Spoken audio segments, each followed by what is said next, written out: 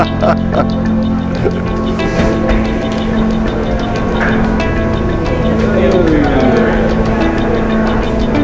Sedwick, it's April the 6th. Correct. TFMA Conference. Good Friday tomorrow. Yes. So Roy, we just finished the conference. What's your impression of how the conference in Corpus Christi went? First off, fantastic location here in beautiful Corpus Christi, Texas. The hotel has been fantastic for us. The staff has just been over backwards to accommodate us, made us feel welcome. And of course, I can't say enough about the TFMA membership, how they've turned out to support this conference, to support our association, despite some scheduling conflicts. The economy's still tight, travel budgets are short. We've got a national conference coming up next month here in Texas, and TFMA is going to play a major role in that as a host chapter. So there's so much going on, but yet they still turned out in the numbers that made this a very successful conference for us. The program has been fantastic. We had great presentations from our locals and our members, and I think, overall, I would rate it an A or an A+. One of the themes that I saw was how the community official is so important in communicating the risks. So what would you say the themes that we covered this week were? Well, we have really worked hard to get our member city, county officials, our local floodplain managers, because that's where we say the rubber hits the road, is at the local community level, to share their successes and even share their failures, because it's lessons learned, and people can relate to an actual experience of a city or a county, if that's where they're from, where it's harder to relate to regs out of a government document or something. These are actual people that have been there, done that, and have those experiences to share. And so we really encouraged that over the past few years, and we're now seeing the successes. The communities, they're proud now to stand up and share what they've done, and they don't feel bad about standing up and saying, "This didn't work. We tried it and it didn't work. We had this failure." And what are some of the highlights from this conference for the people that didn't come here? What are some of the highlights that you think that they?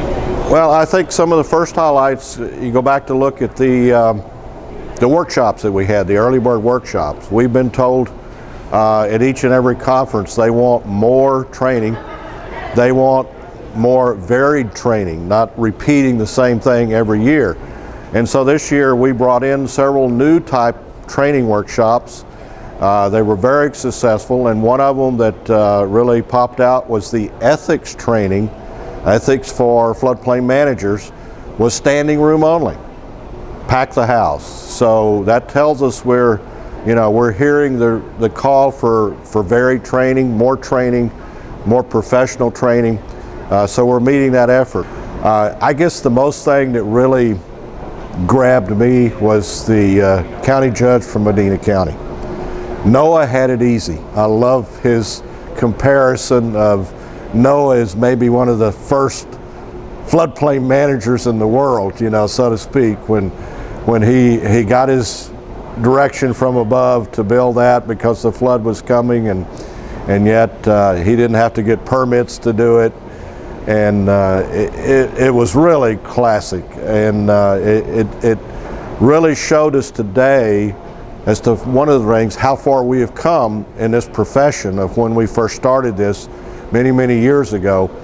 FEMA hasn't been around that long, and the flood program came out in 1968, but really didn't get a start until, I would say, in the early 70s, when it really began to roll and the new maps started coming out and catching up to reality that they really did reflect floodplain on the ground. So it hadn't been around that long, but I think as a profession, it's become a profession. In the past, I used to always be disappointed that you look at a city directory and you can see the city manager and all of these officials, but you would never see the floodplain manager listed. Even the dog catcher was listed, but not the floodplain manager. He had so many hats that, you know, he just didn't stand out. That's changed now. We have floodplain managers, and then of course the certification program has just been tremendous. In my opinion, the CFM program legitimized the floodplain management people as a profession. And that's my profession. That's what I'm trained to do. That's my passion. And I tell people, you know, if they're looking to hire somebody, hire the passion. We'll teach them the profession, because it's so important to believe in what we're doing. And you know, somebody asked me, well, you work a lot with Turn Around, Don't Drown. You ever wonder how many lives you might have saved with your efforts? And I said, I will probably never know, but I said, the man upstairs knows, and he's giving me credit for it. Here at TFMA, we have 2 conferences a year. We have our annual spring conference, which we just concluded. It's a little bit longer in length. We have exhibitors at that conference. The fall conference, we promote it as a technical conference. We try to get a little more training involved in a little shorter period of time. We don't do exhibits in that, realizing that our corporate members are stressed and budget-wise also, and to ask them to exhibit twice a year is a little too much of a stretch. However, they do sponsor us with generous donations, and we really appreciate that. We will be at beautiful Lake Ray Hubbard in September, mid-September, at the Hilton Bella Harbor Hotel. It's Rockwall, Texas is where it's located. An easy drive from the Dallas-Fort Worth area, about 30 miles east of Dallas on Interstate 30. We expect a tremendous turnout at this particular workshop because of the location, number one, but number two, because of all of the problems we had with scheduling conflicts and everything. Our numbers were down a little bit here at the spring conference, and we think we're going to see a makeup of that in the fall. So I expect some record turnout, and we're looking forward to that. We'll be working to put a program together. We have a conference chair, John Espinoza, that's, you know, he's more than my right-hand man.